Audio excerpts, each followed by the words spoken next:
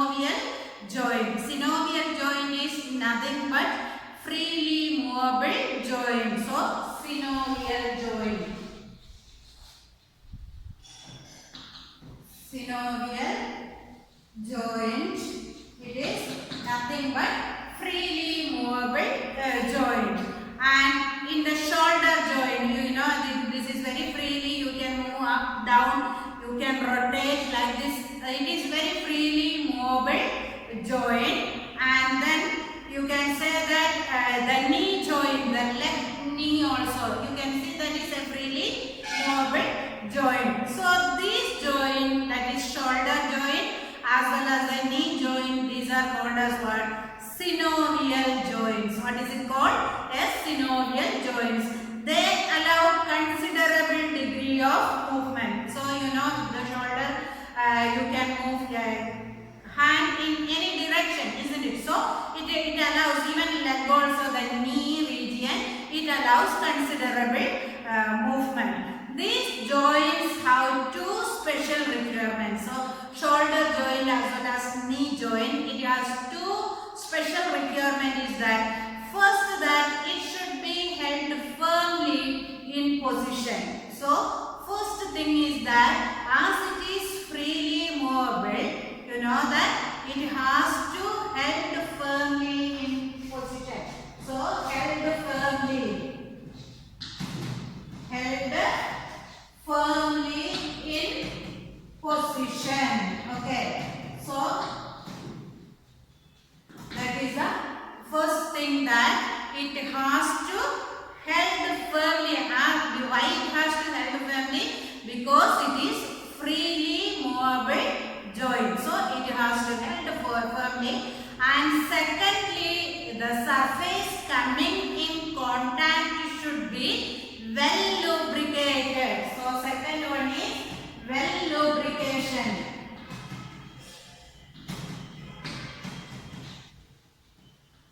Well lubricating. So say for example, these are the two bones. Okay, you can see that in the knee region, you can see femur is the upper region and down tibia, and then what, fibula is there. So here these two regions, when these two bones come and meet like this, so it should be in friction and it should not be rubbing each other. What happens if it rub each other? Yes, you can see definitely we will get what? Pain will be starting, isn't it? And so it should not be rub each other. So what it should be there? It should be well lubricated. What is meant by lubrication? Many of you are using a cycle, isn't it? So you can see that it has a chain part. Very often you used to apply oil or grease to that one. Why you are doing that one? To lubricate the chain for the easy movement, so that rubbing will not be there. Otherwise, you have to pedal the cycle with much force, isn't it? So when you are applying grease, you can say that the chain move very easy way, isn't it? Like that. Here you can see in this joint, in the especially the freely movable joint, that is it should be what you can say that it should have lubrication. What is meant by lubrication? Now you understood.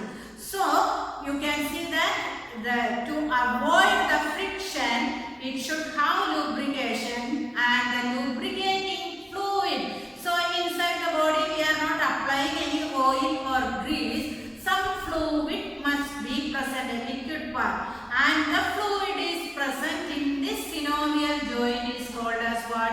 Synovial fluid. So the fluid present in the synovial joint. So synovial joint means freely movable joint, because as it moves freely and it has to do main two requirement is needed. That is, one is to hold firmly in position and the other one is it should be well lubricated.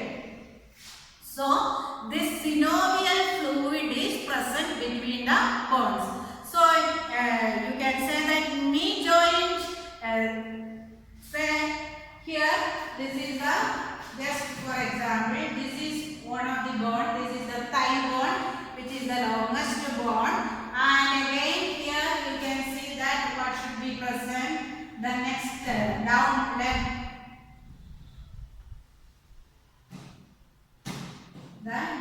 bone is present like this, isn't it? So this is somewhat bigger. And so here it is fixing. This is the just showing the knee joint in your leg, the knee joint. And this is the femur, the longest one. This is the femur. And next one is called as what? Tibia. The down one, two bones are there, tibia and fibula. And tibia, this is what? Tibia. And here in between, suppose this bone is coming in contact with this one and rubbing started, you can say that what will happen? Definitely you will have a knee pain. Very much it will be paining. So knee pain will be there. And so there must be a fluid. So in between that you can see that there is a fluid present in between this, which is called as nothing but synovial fluid. Okay. And this, it is held in position by strong ligament. So here you can see that this bone in turn, it is held in position by this strong ligament is present. Ligament. And here also the ligament. So what is meant by ligament? Yes, the connecting structure between two bones is called what? Ligament. So a strong ligament is present. And again here you can see a capsule is present in the knee region. An outer shell like a capsule which is called as patella, which is called as knee capsule or knee cap. Otherwise knee cap or knee capsule or patella is present. Okay. So all these are protecting the knee, which is a freely movable joint. So here you can see that the synovial fluid, in both sides you can see that this fluid is present. This is the ligament connecting, and here what is present? Yes, the synovial fluid is present. And this synovial fluid is covered by a membrane called as synovial membrane. The synovial fluid, which is covered by a membrane called as synovial membrane. And you can see now the total classification of this joints. Joints are of three types. You can see immobile joint, partially movable joint, and freely movable joint. Immobile joint which cannot be moved at all. Example, skull bone. And partially movable joint, a very little movement is possible. Example, rib bone. And freely movable joint, there is a, you can say that a free movement is allowed. And example, elbow joint, hip joint, etc. And again the freely movable joint, it is divided into four types: gliding joint, pivot joint, hinge joint, and ball and socket joint. These are the four types of freely movable joint with example. Now we can go to the next topic, that is muscles. You know what is meant by muscle. Okay. Can you say how many muscles are present in a human body? Can any one of you say what is the total number of present? Can you say? Yes, nearly 400 muscles are present. Okay, 400 muscles in our body. Okay. So the muscles in the body provides the means of all movement. So what is the main function of the muscles? Yes, to provide movement along with the skeleton. You can say that muscles, it greatly help us to move from that position itself or from one place to another place also. And again they cover the skeletal framework and also give contour to the body. Contour means what? It gives shape to the body. So bones are covered by what? Yes, bones are covered by muscles, and another function of the muscle, it gives a particular shape to our body. And again, muscles help to maintain body posture while sitting, standing, and walking. So a particular position, posture. Okay, it gives when walking, while sitting, while standing, also these muscles give a particular posture to our body.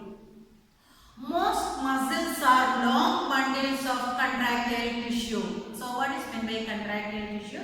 It has the capacity to contract and relax. Okay. And each muscle usually has two ends. So a muscle has two ends, a fixed end and a movable end. So each muscle has two parts, a fixed end and a movable end. So a muscle has two parts, a fixed end and a movable end. And the fixed end where the muscles originate. The muscle starts in the fixed end. Okay. And you can say that the movable end which pulls some other part. So from the fixed end the muscle originates. And from the movable end, you can see the muscles pull apart. The movable end drawn out to form a tough structure, the tendon. What is tendon? Ligament, two terms. Ligament connecting a bone to another bone, whereas tendon is a part which is connecting a muscle to a bone. Okay, don't be confused. So tendon and ligament, tendons connecting parts, a muscle to a bone, whereas ligament connecting bone to another bone. Okay, so you can see that movable end is drawn out to a tough structure and that form what? That form the tendon which is attached to the bone. So already I told you that tendon is the structure that is attaching a muscle to a bone. So from the movable end, you can see the muscles form a structure which is called as tendon and it is attached to a bone. So this is a bone. This is the, I just think that this is the what? Muscle. Here it forms a structure. Here this is what is called as what? Tendon. Okay, this is called as tendon. Here this is the muscle. Okay, this is the muscle and when it attaches to the bone, when it is attaching to the bone, that structure is called as what? Tendon. Okay. When stimulated by the nerve muscle contract and become a shorter and thicker. When getting a stimulus, you can see that muscles contract and become shorter and thicker. Thus it pulls the bone at the movable end. Okay. So here you can see that muscles can only contract and relax and they cannot be elongate. Don't think that it can become long. Only thing that it can contract from its position. It can contract so that it will become what? Thick in nature. Okay, it will become thick in nature. Then afterwards it can relax. But it cannot be elongated. We cannot make it long. It cannot be elongated. It can become only, you can say that it can contract and it can relax. Okay. So, not the point. It cannot be elongate. Okay. Next, we can say that antagonistic muscles. What is meant by antagonistic muscle? A structure which has been moved up by the muscle and cannot return back to its original position without the action of another muscle. So, a structure which is moved out from its position and if it wants to come back to its original position, it needs the help of another muscle. Such muscles causing opposite movement are called as what? Antagonistic muscles. So, a structure which is moved from its position and it has to come back to its original position. So, it needs the help of another muscles. And these muscles which do the opposite action. One is moving away from the original position and next one is the opposite action. It is as it has to come back to its original position. Okay, moving away from the original position,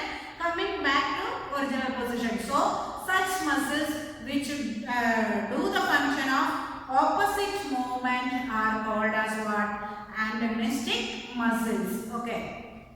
Say for example, with an example we can find out the movement of these muscles, that is antagonistic muscles. The bicep muscles of the upper arm. So the muscles which is present in the upper arm, this region, what muscle is present? That is bicep muscles. Down region, triceps muscles. So the two muscles, main muscles present in the hand, upper arm, that is biceps and triceps. So you can say that these bicep muscles bend the lower arm over upper arm. So you see, when you are doing like this, you can see that what happens, usually boys will do like this muscles, that is which muscles? Yes, bicep muscles. It will contract and become thicker, isn't it? The muscles, bicep muscles, when you are folding like this, usually what happens? It will become thicker, or what you can say, it will become contracting. Okay, so this bicep muscles, it will be contracting, and then how you can relax that one?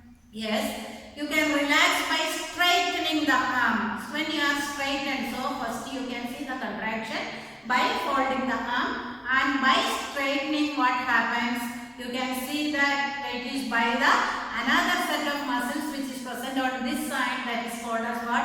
Tricep muscles. So while you are straightening or extending the arm, the action of tricep muscles will be taking place, and therefore these two muscles are antagonistic in function. So the bicep muscle as well as the tricep muscles, these are in antagonistic in function.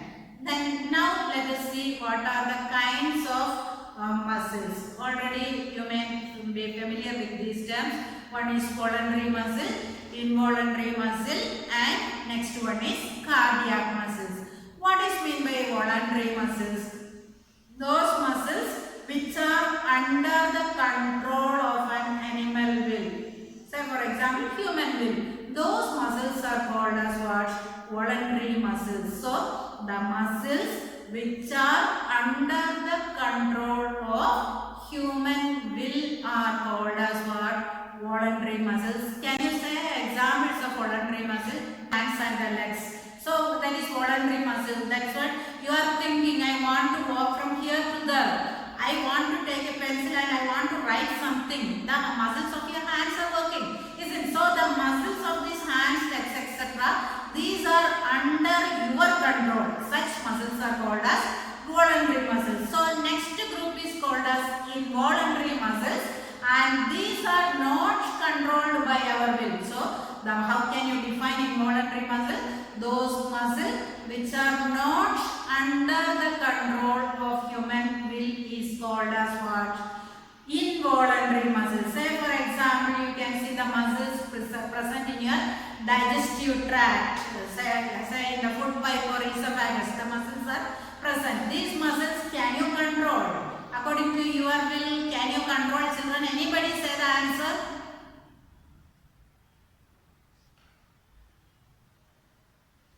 No. So yes, these muscles we cannot control. Okay, that is by totally by, it is not by our control. The muscles it will do the work according to its own way. So such muscles which are not under the control. One example I have told you, that is in the food pipe or esophagus. So you can see that the totally in our kidney, or you can say that in the stomach or in the large intestine, the muscles are there. These muscles are not under our control. Such muscles are called as involuntary muscles. And the third type of muscles which are called as cardiac muscles. And what is meant by cardiac muscles? Those muscles present in the heart are called as cardiac muscles. Heart is totally made up of a special type of muscles, and these are called as cardiac muscles. And the walls of the heart continuously, you can see from birth till death. It's a continuously working machine. Okay. So these are capable of these cardiac muscles that only in heart you can see. And what is the speciality of these muscles? And these muscles are capable of rapid movement, very fast movement, because always you can see contraction and relaxation, left up movement you can see in the heart. So very rapid movement, and do not tire easily means do not get tired easily. If the heart muscle is getting tired means usually what we will feel some symptoms, isn't it? So heart muscle should not get tired easily. So a special type of muscles, these are involved. Cardiac muscles are also, it is not voluntary, it is involuntary muscle, but the special muscle, these muscles will not get tired easily, and this is meant for very rapid or very fast movement.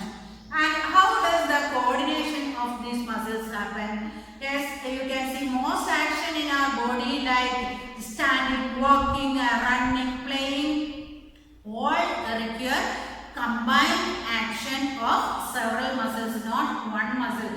Say for example, when you are running, don't think that the muscles of your leg only is working. No. Along with that, you can see while running, the hand movement is there, your body movement also is there. So several muscles has to work together for these movements. So there must be a coordination. That all the muscles has to work together. That coordination should be there. So you can see that a great extent of muscles have to be coordinated for a particular kind of movement. Next we can see the lever mechanism. So in our body, as this movement of the muscle, how it takes place by a mechanism called as lever mechanism. In physics, you might have studied about the type of levers. What are the three types of levers you have studied in physics? First order lever, second order lever, and third order lever. These are the three types of levers you have studied in physics. So you can see the movement of different parts of the body are usually made easier due to this lever actions in the skeleton. And the lever of the first order lever, you can see that first order, what is the specialty in first order? You can see that three things are there: power, fulcrum and work. So you can say that in the case of first order lever, what is the specialty? This fulcrum will be in between the power and work. Power, work and fulcrum will be in the middle. Okay, or in between what? In between the power and work, fulcrum will be there. So here you can see the first order lever examples. The extension of the arm and the elbow by the action of triceps muscle. So the muscle which is present in the down region is called as triceps. This is what is called as bicep muscle. So the extension of your arm like this. This is the first order lever. So first order, work will be on one side and power will be on the other side, and in the middle what will be there? Fulcrum will be there. So power and work will be on both sides and fulcrum will be in the middle, that is in the first order lever. Okay. And again another example, resting of the skull. Skull is this one, where it rests on this vertebrae, isn't it? What is that neck? What is the first vertebrae called? Atlas. Second one is called as axis. You have learned all these things. So first vertebrae, atlas, axis. So on this two neck vertebrae, otherwise called as cervical vertebrae, atlas and axis, the full skull is fitted. Okay. So this resting of the skull on the first and second vertebrae also is example of first order lever. And second order lever, you can see second order lever. What is the specialty? You can say that how it will be. Work will be in the middle, whereas in between fulcrum and then what? Yes, this power. So fulcrum and power. See here fulcrum, here power, and in the middle what will be there? Work will be there. So fulcrum, power, in between that work will be there. That is what is called as what? Second order lever.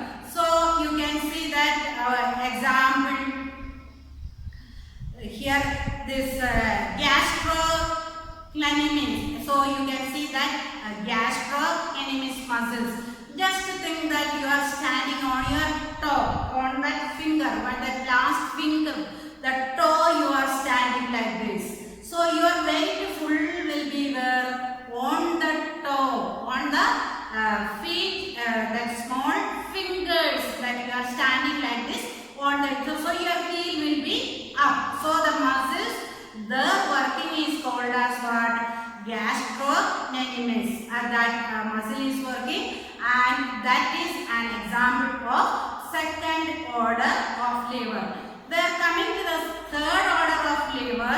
You can see that this is the third order. So what happens in the third order? Yes, power will be in between what? Work and fulcrum.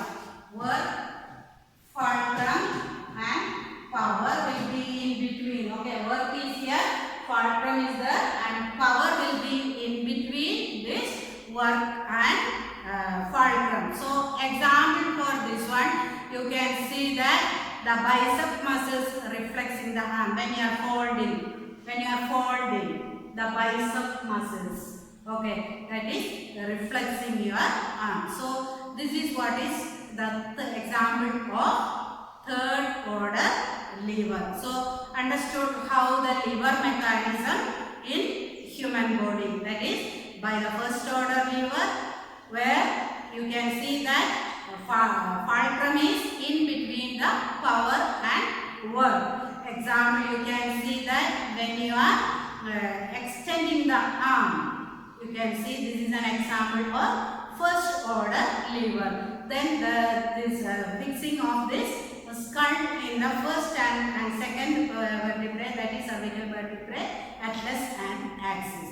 Second order liver, like here you can see that the work will be in between what? Fulcrum and power when you are standing on your toe. Toe means fingers of the leg is called as a toe. Okay.